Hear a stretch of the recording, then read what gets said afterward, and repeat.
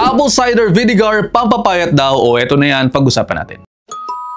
Yung ACV or apple cider vinegar ay basically fermented na apple juice. May acetic acid content ito na nagbibigay ng maasim-asim na lasa at ito po, ayon po sa ilang mga pag-aaral, may epekto sa blood sugar digestion. Pero ang tanong, pampapayat ba ito na otomatiko?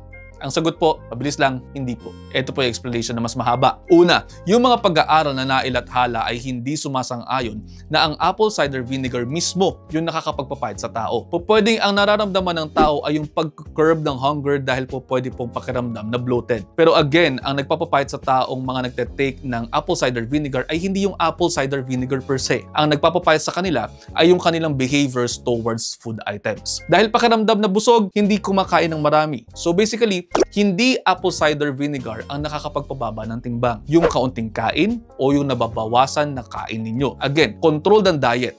Next, bago po kayo uminom niyan, dapat po alam ninyo na may mga taong may GERD pwede po itong makairita sa mga lalamunan nila, sa mga tiyan at sa mga ngipin nila. Ang acetic acid component ng apple cider vinegar ay maasim at syempre acidic. Kapag ininom mo ito ng puro, pwede po itong magdulot ng gastritis, acid reflux, sore throat at long-term problems sa ngipin. Pwede po magkaroon ng enamel erosion. Pwede po ninyo namang ihalo yan sa tubig pero again, pwedeng makairita pa rin. Pangatlo, hindi po magiging effective ang ACV kung iinom ka ng ACV pero kakain ka pa rin ng kakain ng marami.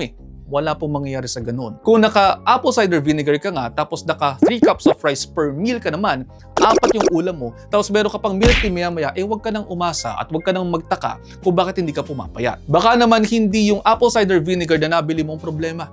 Baka ang problema mo, kapatid, disiplina. Tandaan, kasi po, kahit anong inumin ninyo, kahit na ano pang gamot yan, kung ang lifestyle natin sablay, hindi talaga yan magpapapayat sa inyo. So, anong dapat gawin kung gustong mag-take ng apple cider vinegar? O sige, ganito yan. Pwede mong i-dilute yan, 1 tablespoon of apple cider vinegar plus 1 glass of water.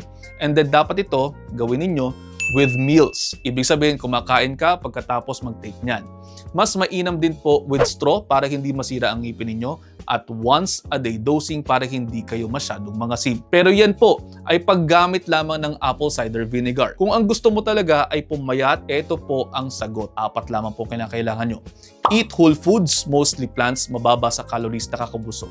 Exercise regularly, get enough sleep, at pang-4, huwag magpadala sa mga trending hacks na walang sapat na ebidensya. Tandaan po natin na hindi porke natural, effective sa lahat or effective ang lahat ng so-called claims nila. Hindi porke sikat, safe. Ang apple cider vinegar po ay hindi weight loss solution.